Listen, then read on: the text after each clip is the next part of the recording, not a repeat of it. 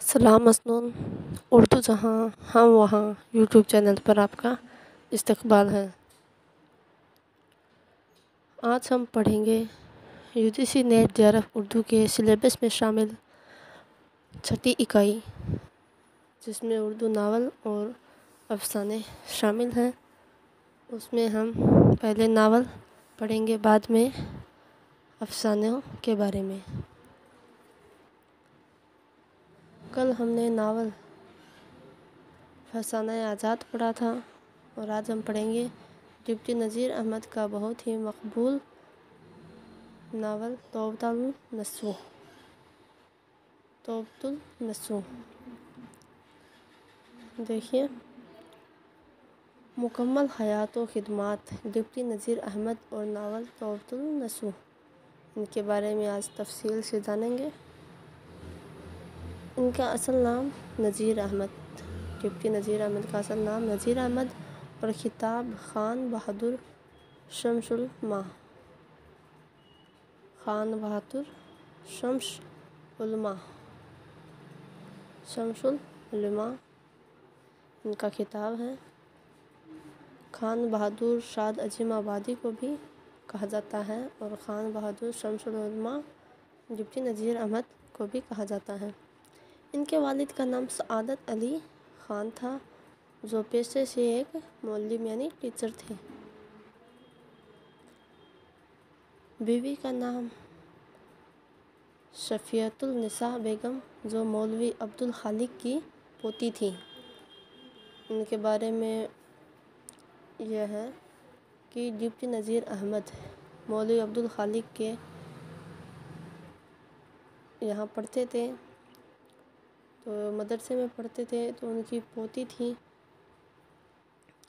تو عبدالخالق نذیر احمد کو جب وہ چھوٹے تھے ان سے پڑھتے تھے، تو ان کو گھر پر کچھ بھیجتے تھے، تو ان کی پوتی کام کرواتی تھی اور ساتھ میں محلے سے کھانے پینے کا سامان بھی منگواتی تھی، اور اگر ضرورت پڑتی تھی تو ان سے مسالہ بھی پسواتی تھی، اور نہ کرنے پر ان کے ہاتھوں پر جو ان کی پوتی تھی ان کے ڈنڈے مارتی تھی نذیر احمد کے۔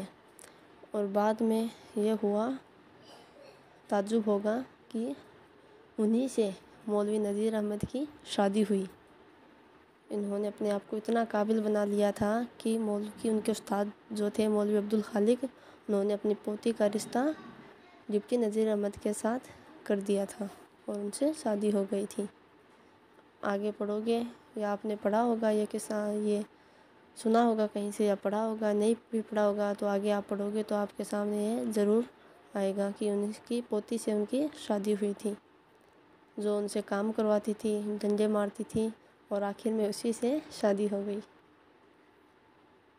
ولادت جمیل احمد ظالبی کے مطابق 1830 کو ہوئی، جبکہ نور الحسن نقوی کی تاریخ ادب اردو، ان کی کتاب کا نام ہے نور الحسن نقوی کی، میرے پاس بھی ہے کتاب، اگر آپ کے پاس ہے تو ضرور پڑھیں۔ آپ کو سبھی کے بارے میں اردو ادب میں جتنے بھی اصناف ہیں ان کے بارے میں آپ کو پوری جانکاری مل جائے گی۔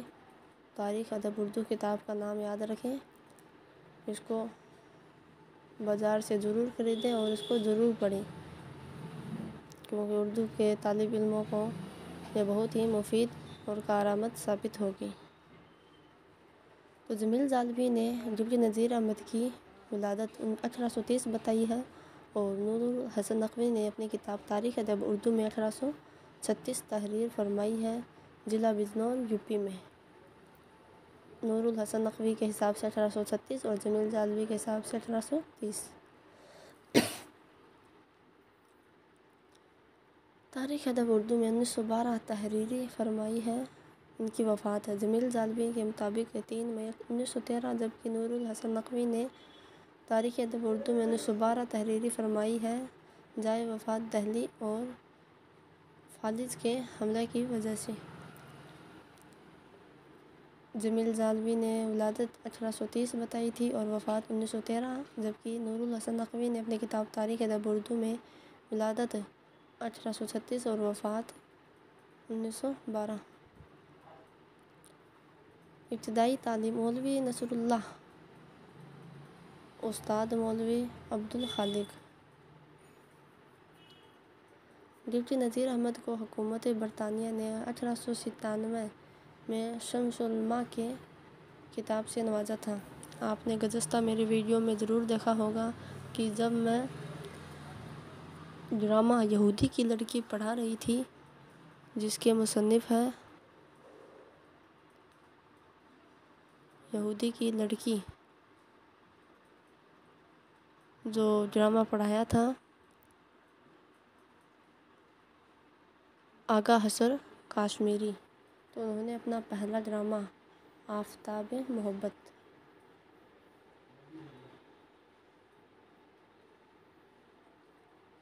آفتاب محبت 1897 عیسوی میں ہی لکھا تھا۔ تو اسے ایک دوسرے کو آپس میں جوڑ کر یاد رکھنے کی کوشش کریں تو انشاءاللہ ضرور یاد ہوگا۔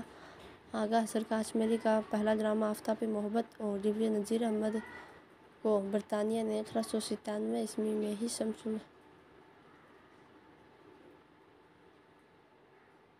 شمس العلماء کا خطاب دیا تھا۔ ریاست حیدرآباد سے انہیں غیور جنگ کا خطاب دیا گیا تھا، جسے انہوں نے قبول نہیں کیا تھا۔ حیدرآباد نے انہیں غیور جنگ کا خطاب دیا تھا، جس کو لینے سے ڈپٹی نذیر احمد نے انکار کر دیا تھا۔ ڈپٹی نذیر احمد کے تمام ناول مقصدی اور اصلاحی ہیں۔ سب سے پہلے نذیر احمد نے ہی تعلیمی نسواں، یعنی عورتوں کی تعلیم کے لیے، اس کو نسواں کہا جاتا ہے، عورتوں کی تعلیم کے لیے کو موضوع بنایا تھا۔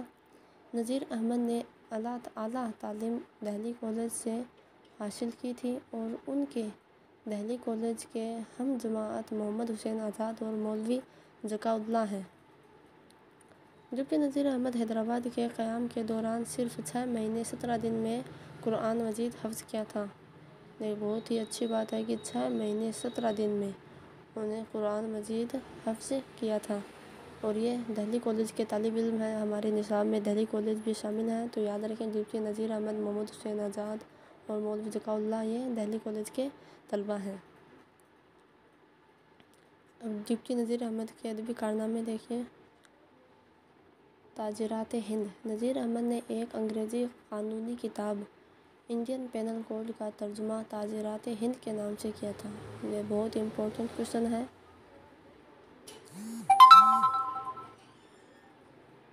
تاجرات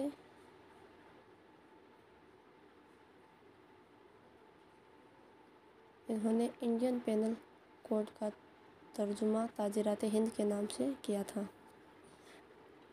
الحقوق الفرائض۔ اس کتاب میں تمام مذہبی احکام قرآن اور حدیث کے حوالے دیے گئے ہیں۔ الحقوق اور الفرائض میں مبادی الحکمتہ، یہ کتاب علم منطق پر مبنی ہے۔ منتخب الحکایات، اس کتاب میں مختلف حکایتوں کا انتخاب کیا گیا ہے۔ الاجتہاد، اس کتاب میں بتایا گیا ہے کہ تمام اسلامی عقائد عقل کے مطابق ہیں۔ رسم الخط، یہ کتاب عربی قواعد پر مبنی ہے۔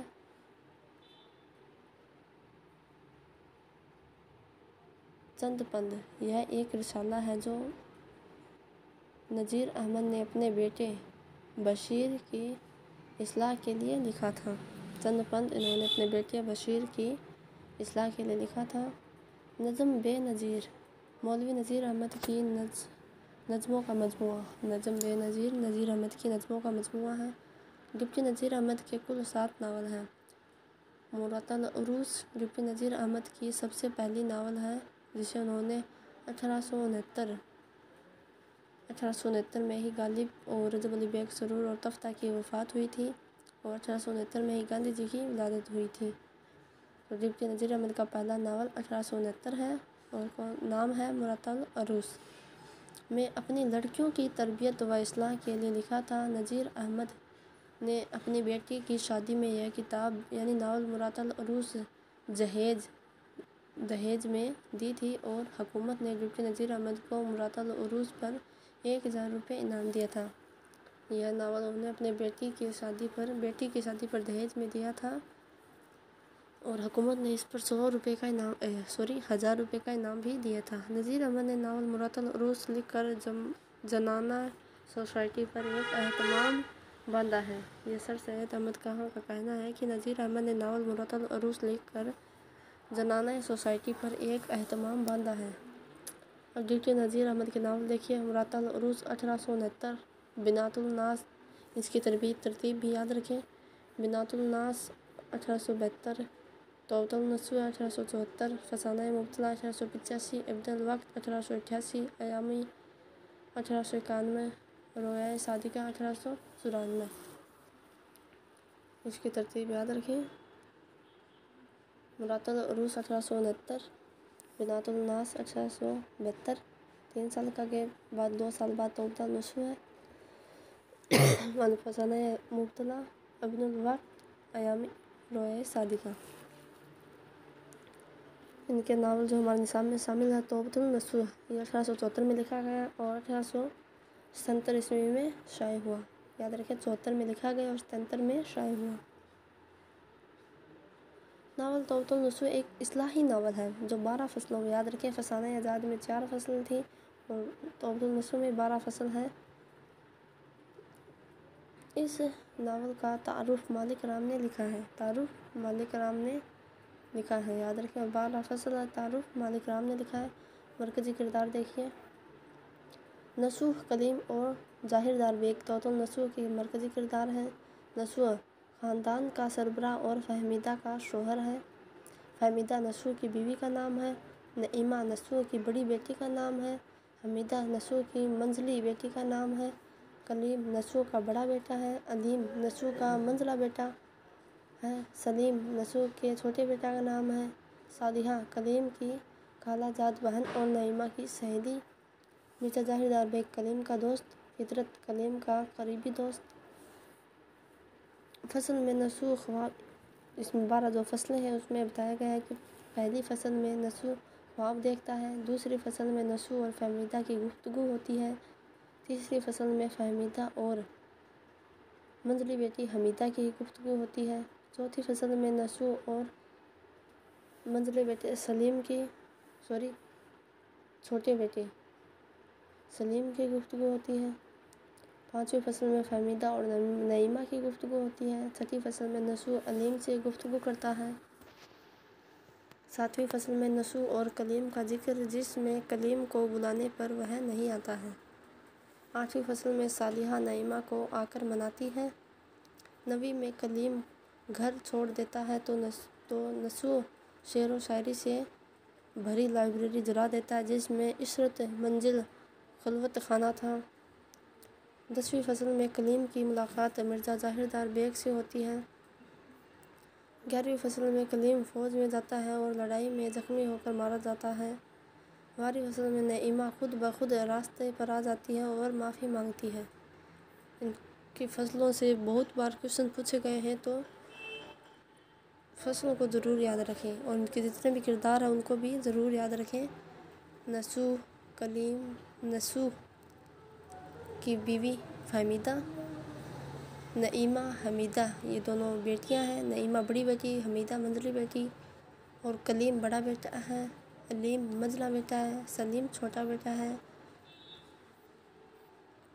فصل دیکھیے، پہلی فصل میں نسوح خواب دیکھتا ہے، دوسری فصل میں نسوح اپنی بیوی فہمیدہ سے گفتگو کرتا ہے اور تیسری فصل میں فہمیدہ اور اس کی چھوٹی بیٹی حمیدہ سے گفتگو ہوتی ہے، چوتھی میں نسوح اور چھوٹے بیٹے سلیم سے گفتگو ہوتی ہے، پانچویں فصل میں فہمیدہ اور نعیمہ کی گفتگو ہوتی ہے، چھٹی فصل میں نسوح اور منجلے بیٹے علیم کی گفتگو ہوتی ہے، ساتویں فصل میں نسوح اور کلیم کا ذکر جس میں کلیم کو بلانے پر وہ نہیں آتا، آٹھویں میں صالحہ نعیمہ کو آ کر مناتی ہے، نویں میں کلیم گھر چھوڑ دیتا ہے تو نسوح شعر و شاعری سے بھری لائبریری کو جلا دیتا ہے، جس میں عشرت منزل، اس کو یاد رکھیں، عشرت منزل اور خلوت خانہ کس فصل میں آئے ہیں؟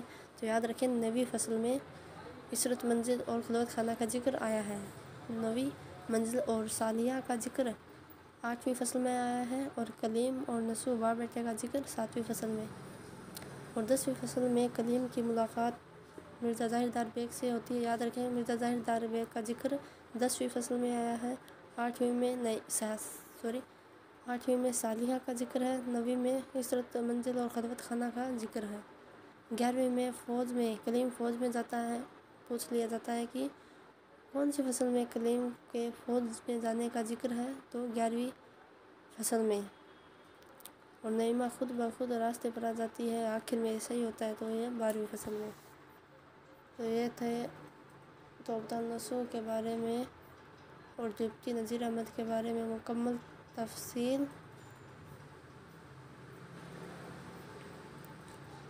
تو اس کو 1 2 3 جتنی بار، جب تک آپ کو یاد نہ ہو جائے تب تک دیکھیے، خود نوٹس بنائیے، اور اگر کچھ بھی سمجھ نہیں آئی یا پھر اور کچھ جانکاری چاہیے تو کمنٹ کریں، اور اپنے دوستوں کے ساتھ جو بھی آگے کی تیاری کر رہے ہیں ان سے شیئر ضرور کریں۔ تو آج کے لیے اتنا ہی، اللہ حافظ۔